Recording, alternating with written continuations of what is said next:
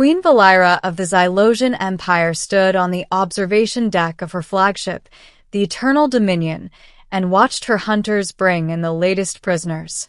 300 beings from a dozen conquered worlds shuffled in chains below her, their heads bowed in defeat. But one figure stood apart. A human male, middle-aged, gray streaking his brown hair. He wore the tattered remains of a civilian transport uniform and walked with his head up, studying the Xylosian warship with open curiosity rather than fear. His chains didn't drag. His shoulders didn't slump. He simply observed. Fascinating, Valira murmured.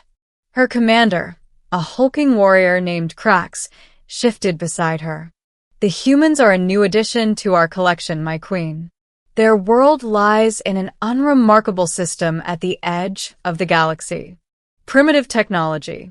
Short lifespans. They will make adequate laborers in the spice mines. Valira's ancient eyes narrowed. For 2,000 years, she had ruled the Xylosian Empire with absolute authority. She had crushed rebellions, eradicated species, and turned countless worlds to ash. Her name was whispered in terror across 100 star systems. And yet this human, this mayfly with a lifespan shorter than her morning meditation, looked at her ship as if he were evaluating its design flaws. "Bring him to me," she commanded. "I wish to speak with this one personally." The human was brought to her throne room an hour later. The chamber was designed to inspire absolute terror. Walls of living obsidian that pulsed with dark energy, the preserved heads of defeated enemy leaders mounted on crystalline spikes, a floor so perfectly polished that prisoners could see their own terrified reflections as they approached. The air vibrated with subsonic frequencies that made most species feel primal dread. The human walked in, looked around, and nodded slowly. "Impressive. Very intimidating. You've put a lot of work into this." Valira leaned forward on her throne of compressed neutronium. "You stand before Queen Valira the Eternal, ruler of the Xylosian Empire, destroyer of the Kelvani people, conqueror of the Cyclaxian arm. You will kneel." The human tilted his head. "Kneel? I'm 61 years old. These knees have seen better decades. But sure." He lowered himself to one knee with visible effort. "There. Happy?" Valira's eyes widened slightly. In 2,000 years, no prisoner had ever responded to her with such casual indifference. They begged. They wept. They offered their worlds, their children, their very souls. This one complained about his joints. "You do not fear me," she said. It was not a question. The human considered this. "Fear? Lady, I've been afraid. Real fear. The kind that wakes you up at 3 in the morning and doesn't let you go back to sleep.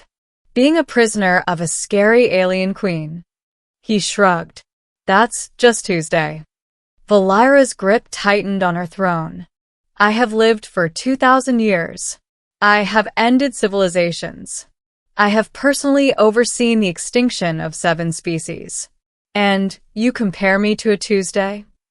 I compare everyone to Tuesdays. It's my thing." The human smiled. It was warm, genuine, and utterly infuriating. "You've been alive a long time. That's impressive. But you know what?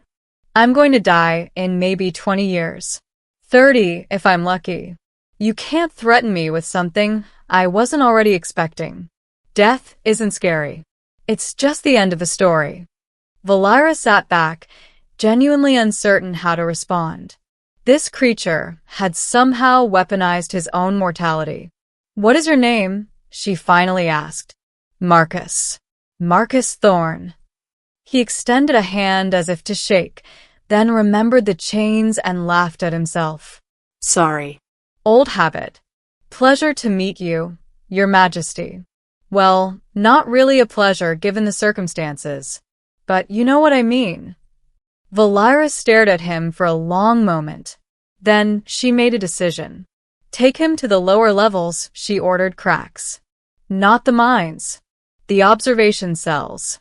I want to study him. Part 2. The prisoner. The observation cells were located in the deepest part of the ship, where prisoners were expected to break within weeks. The isolation was absolute. The darkness was complete. Most species lost their minds within days. Marcus lasted 3 months. Not only did he survive, he thrived. He exercised in the darkness. He sang old songs to himself. When the guards brought food, he asked them questions about their home worlds, their families, their dreams. At first, they ignored him. Then they answered in grunts. Then they started talking. What are you doing? Crax demanded one day, finding a guard sitting outside Marcus's cell, deep in conversation. The guard straightened immediately. Sir. The prisoner was asking about my daughter.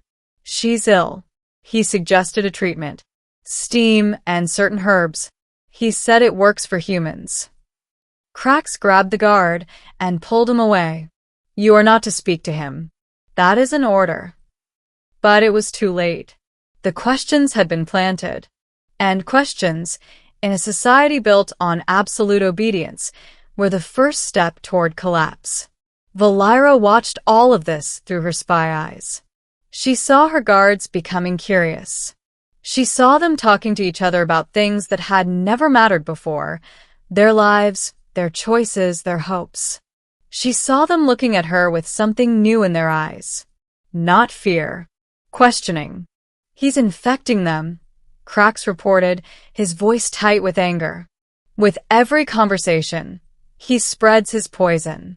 They're asking why we do things. Why we follow orders. Why we serve. Valira's blood ran cold. He's been in that cell for 3 months. He has nothing. No weapons. No allies. How is he doing this? He talks, my queen. That's all. He just talks. The turning point came in the 4th month. A rival empire, the insectoid Krolth, launched a surprise attack on a Xylosian border world. The fleet, distracted by the strange new mood spreading through the ranks, was slow to respond. Panic spread through the flagship. In the chaos, Crax came to Marcus's cell. He found the human sitting calmly, humming a tune Crax didn't recognize. The Krolth are attacking, Crax said, his voice desperate despite himself. They've broken through the outer defenses. We're losing. Marcus looked up. Tell me about the Krolth. How do they fight? What's their weakness? Crax hesitated. He was asking a prisoner for military advice. It was insane, but something in Marcus's calm eyes made him answer. They're hive-minded. Every warrior is connected to the queen. She gives all the orders. Without her, they're nothing. Marcus nodded slowly. So cut off the head and the body dies. Jam their communications. Isolate the queen from her warriors. They'll fall apart. Crax stared at him. That could work. Then go do it. I'll be here. Part 3. The realization. The plan worked. The Xylosian fleet, acting on Marcus's advice, targeted the Krolth communication frequencies with concentrated jamming signals. The Krolth warriors, receiving no orders from their queen, fell into chaos and retreated. The day was saved. Valira stood on her observation deck and watched the enemy ships flee. Beside her, Crax stood trembling. How did you know? She demanded. How did you know how to defeat them? Crax looked at his feet. It was the human, my queen. I asked him. He told me what to do. Valira felt the universe shift beneath her feet. You asked a prisoner for military advice. And you took it. He has a way of seeing things, my queen. He sees connections. Weaknesses. He said the Krolth were like a bad captain. All the brains in one place, no one else thinking for themselves. He said. Valira's voice was ice.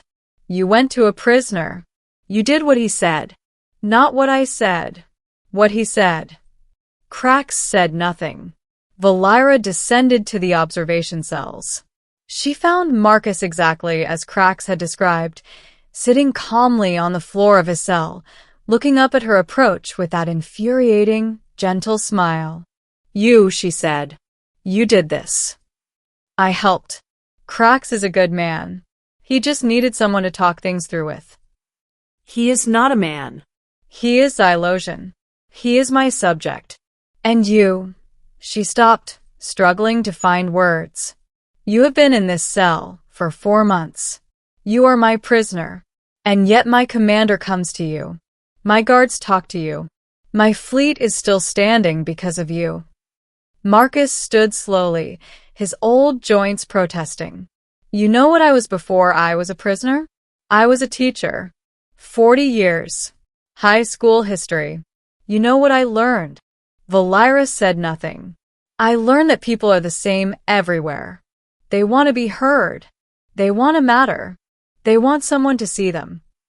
He looked at her with those calm, curious eyes. Your people, your majesty, are starving for someone to see them. They've been ruled by fear for so long they forgot they were allowed to think. I just reminded them. Valira felt the truth of his words like a blade in her chest. For 2,000 years, she had ruled through terror. She had believed fear was the only force that could hold an empire together. And now, in 4 months, a single human had done more to influence her people than she had in millennia. You didn't just help us defeat the Kralth, she whispered. You've been planning something. All this time. The conversations. The questions. The advice. You've been hunting, Marcus said softly. I've been hunting. The word hung in the air between them. Valira stared at him, seeing him clearly for the first time. He wasn't a prisoner. He had never been a prisoner. He was a predator, and she had invited him into the heart of her empire. Your empire isn't built on fear anymore, Marcus continued. It's built on questions. And questions are harder to kill than soldiers. Part 4. The Choice. Valira ordered Marcus executed immediately. But when the guards came for him, they found his cell empty. The door was unlocked. The guards assigned to watch him were gone. She found them in the common room, talking with other prisoners. Planning. Organizing.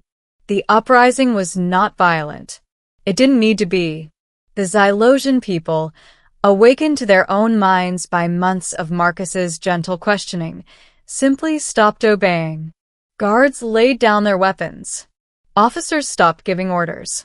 The great machine of the empire, built on fear and maintained by obedience, ground to a halt. Valira stood alone in her throne room, surrounded by the preserved heads of her enemies, and waited. When Marcus walked in, he was not in chains. Behind him walked Crax, and the guards who had once been his captors, and 100 other Xylosian citizens. You could have killed me, Valira said. You could have started a war. You could have done anything. I could have, Marcus agreed. But I'm a teacher, not a soldier. I don't destroy things. I help people grow. He walked toward her. You spent 2,000 years being the scariest thing in the galaxy. But you were scared too, weren't you? Scared that if you weren't cruel, everyone would see how lonely you were. Valira said nothing. Her ancient eyes burned. I'm not going to kill you, Marcus continued. I'm going to give you the same thing I gave your people. A choice. You can keep being the cruel queen, ruling over nothing. Or you can learn to be something else. He extended his hand. It was the same gesture he had made on the first day. A simple offer of connection. Valira looked at his hand for a long moment. Then slowly she reached out and took it. Part 5. The end of the story. The Xylosian Empire did not fall. It transformed. Under Marcus's guidance, the Xylosian people began to build something new. Not an empire, but a community. Not subjects, but citizens. The throne room became a gathering hall. The preserved heads were buried with honor. Valira changed most of all. She spent her days with Marcus, learning what he had to teach. Not about war or conquest, but about connection. About the quiet courage of being vulnerable. When Marcus died, 6 years after his capture, Valira stood at his bedside. He was 67, ancient by human standards, and he went peacefully, surrounded by people who loved him. "Thank you," Valira whispered as his eyes closed for the last time. "For seeing me." His final smile was the same one he had worn on the first day. Warm. Curious. Unafraid. The Xylosian people built a statue in the center of their capital. Not of a warrior or a conqueror, but of a teacher. At its base, they carved words in both Xylosian and human script. Marcus, Thorn of Earth. He came to US in chains and freed US all. He taught US that the greatest power is not the ability to inspire fear, but the courage to offer connection. And if you visit that world today, you will find a thriving society, built not on fear but on questions. The people will tell you their story, how a single human changed everything by simply refusing to be afraid. They will tell you that love, in the end, conquers all. Because love sees. Love listens. And when the time is right, love hunts. And it never, ever misses.